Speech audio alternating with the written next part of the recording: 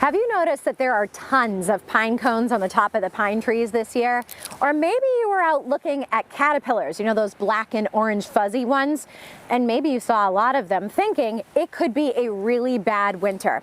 Well, unfortunately, these pine cones and the caterpillars, they don't know anything about the winter up ahead of us. So do we meteorologists have any hints about the upcoming winter season, what it could be like? First, let's take a look in the past. Over the last 5 years, we've been below average snowfall in Concord. The average is 66.4 inches. So will that trend be our friend in the coming season? Let's take a look at how we meteorologists make the seasonal forecast. Truth be told, it is difficult to summarize a 3 to 4 month period of time into 2 to 3 forecasted sentences. Much like most winters, there will be a lot of ups and downs, and it will be more active at times. Narrowing these time frames down is where it gets difficult. Here's what we do know. There are several major players that dictate how our weekly patterns set up from December to March. Two oscillating patterns, meaning they go back and forth, are located over the Arctic and over the northern Atlantic. Their shifts are only well forecast about 4 to 6 weeks away.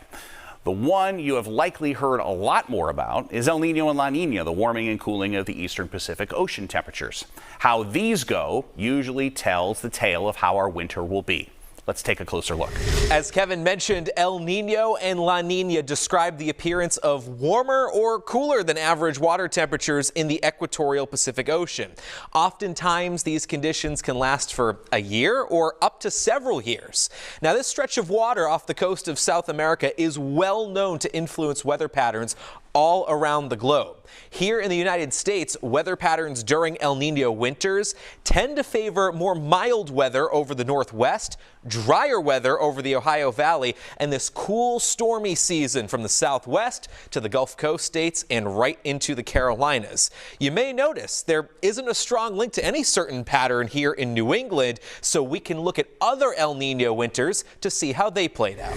In order for El Nino to be considered strong, the water temperature in the eastern Pacific has to run between 2.7 and 3.6 degrees Fahrenheit above normal. And since this year is expected to fall within that threshold, we looked at past years that had a strong El Nino and what those resulting winters looked like. For snowfall, when compared to the modern day seasonal snowfall average of 67.7 inches, you'll notice most of these strong El Nino years ended up with below average snowfall. So with a strong El Nino this year, that may be what happens this winter too. As far as the wet summer we had this year, well, we can't really predict based on that data. When looking at the top 10 wettest summers, you'll notice the following winters were fairly split, with 6 winters seeing above average snowfall and 4 winters winding up below. We can also look at more local factors that could impact winter. For instance, off the coast, water temperatures are running above average. That could mean storms tracking off the New England coast are more likely to rapidly intensify. Now, putting that all together, here's our thoughts on winter. We are leaning towards another warmer than average season, so temperatures a little bit above average for the season. As far as snow goes, well, we believe that a few storms are likely containing mostly snow, but the overall snowfall to run a bit below normal. And just like last winter, we are anticipating several mixed precipitation events, including sleet and freezing rain.